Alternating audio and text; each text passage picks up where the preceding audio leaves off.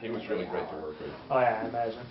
We had a break in the filming, and my house was papered with old newspaper, and in one of the old newspapers was an ad for Rosemary Clooney, like from the 50s. Wow. And he said, "Oh, there's an ad for my aunt." Wow. He was very cool. But we'd get back to the hotel, and there'd be all these women out there, like, we're getting out of the van, and they're going like, "Get out of the van." And the last person, I'd be like the last person out of the van, and they go, Well, I completely understand it. I kind of lose myself a little bit in front of him as well. yeah. Completely straight. I just, yeah. No, there's some people you're just not that straight for. Yeah, exactly. I watched him swoon, he's not lying. Yeah, no. Are we ready? It's not romantic sex. No, well, I mean, it could be. I mean, see where the night takes you. Are we rolling now? Because let's talk about Jay and I are talking about men we would sleep with. Why? So, all three of you, what's a man, a celebrity you would sleep with? Celebrity I'd sleep with? Male celebrity. Male? Oh, she. All of you.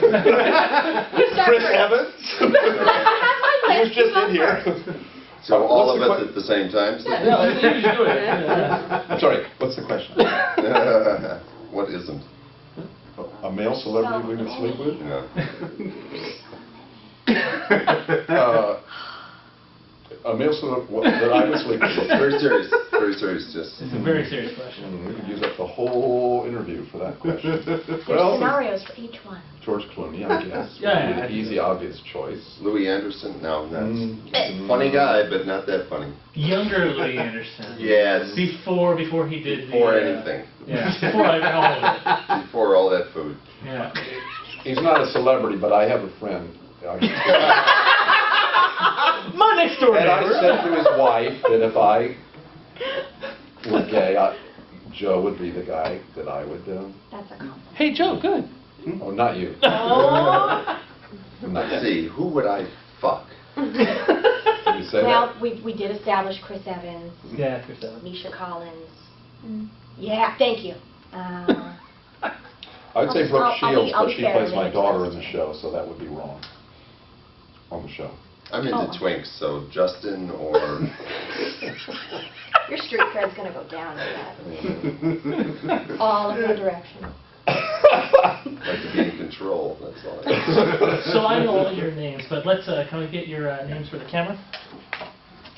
Hello, Cameron. Nice to meet you. My name is Jay Johnston. I'm Kaitlyn Robrock. I'm Frank Collison. Awesome. So, how did you guys get approached to come into Mr. Pickles? Oh, that question again, yeah. I was just asking them this morning that. How did I get here? I read for another Adult Swim pilot that my friends were putting on, so I came in and read for them. And it went in a different direction, and then some people at the heads up at Adult Swim said, bring her in to read for this pilot. She fits that type of style and grace. And I went in and read for them for the mother and a few other side characters. And right at the end they said, just throw out a little boy voice just for the heck of it. And I threw out the one and only awful one I had. And then a few weeks later, we're gonna take you. Okay, all right, that I win. And then I got stripper and dead girlfriend as bonus. Awesome. Are you going to be playing a lot of the to-be-killed characters? There's always room for murder. Oh, that's awesome. So Jay's story about how he got into this is much more interesting than mine. So I'll just give you, and I'll provide you with a little information for those of you who want to get into voiceover. Basically, you get a voiceover agent. You create a demo tape that's sent around. Maybe Will and Dave heard my demo tape. I have no idea. You might create one specifically for voiceover. I mean, for animation, another one for commercials. That's online. I think it's a 1-minute thing. They can they can find that. They can listen. And call him in. Your agent says these guys got this animated show. You read for it. You may do it at home and send it in. That's much more common now in voiceovers, and especially commercials. It could be anything. There's the formulaic approach that's the guideline. That is the most general way. But then it could be like, oh, you know, I based this character off my neighbor. Hey, I wonder if my neighbor could do it. or sometimes nepotism, or sometimes just, you know, she's supposed to sound like this. But what if she sounded like this. And they decide that like right at the end of casting, and so they do a whole new slew of casting for that type of voice. And you never know, and sometimes the greatest things come out of that. I once had I was cited as a prototype for a role in a commercial. They said, think Frank Collison in Oh Brother, Where Art Thou? And my agent called them and said, by the way, Frank Collison is available to come in and audition or be interviewed for this. I said, okay, you can come in. We were looking for, looking for a Frank type. Yes. Not Frank specifically. Right. And I didn't get it. Oh. Jay. Well, you set me up so good for how I got involved with the show. That was much more interesting than what you said. But Impressive. you really lowered the bar.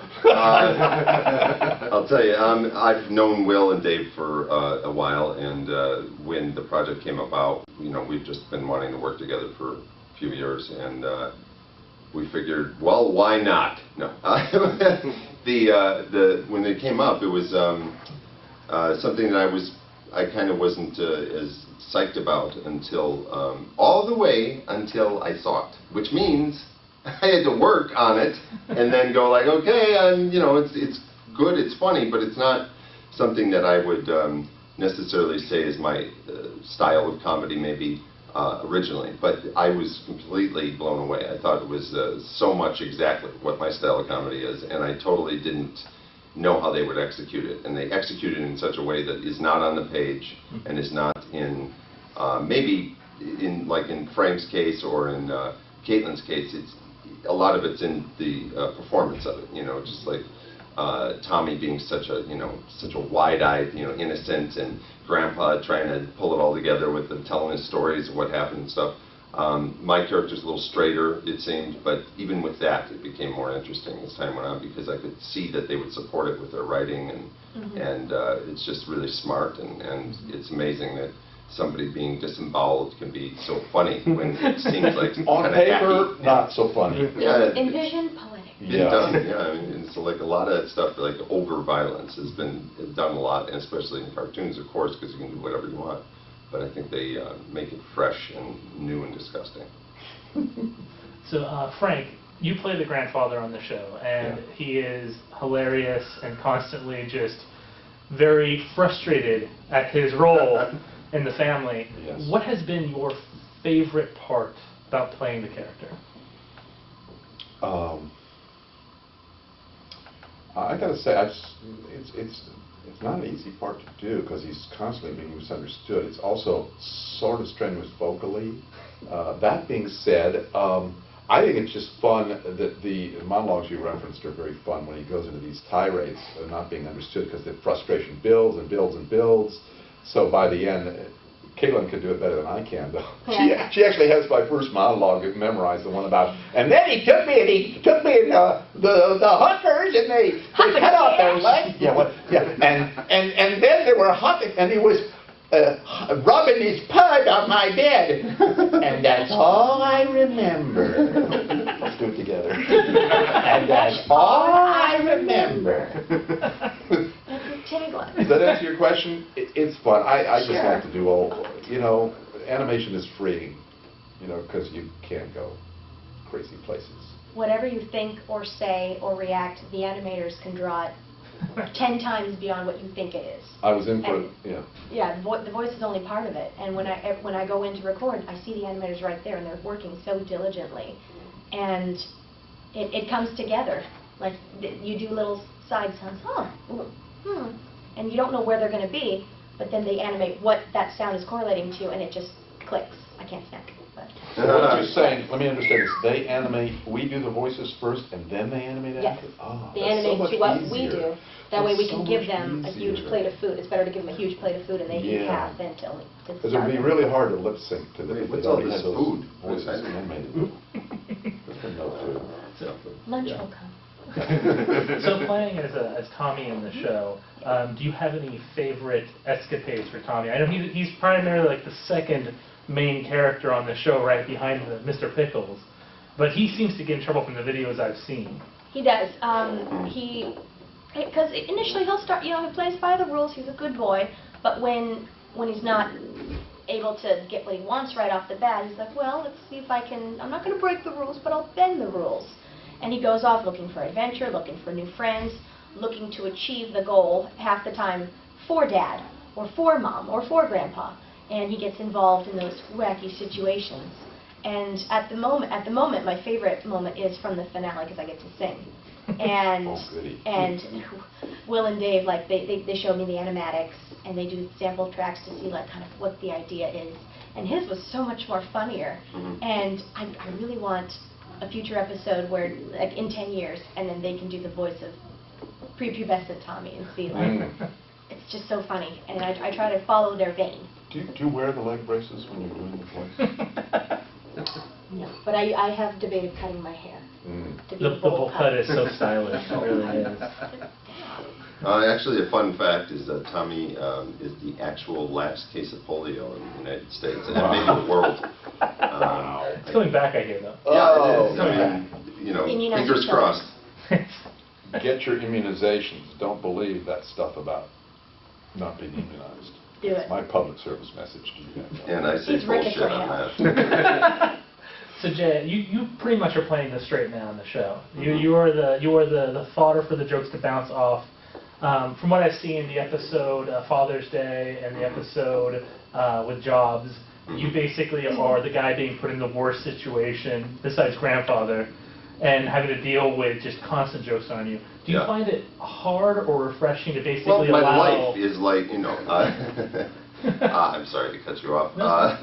Well, I think it's a lot of fun trying to keep your head above water, as it were, in that situation, and what's the reason for it? Like, why wouldn't he fight back a lot of times? Because he's sort of trapped by his, what he has, his, whatchamacallit, things that you have to do in life, like take Job? care of your... No, it's like his... Earning money.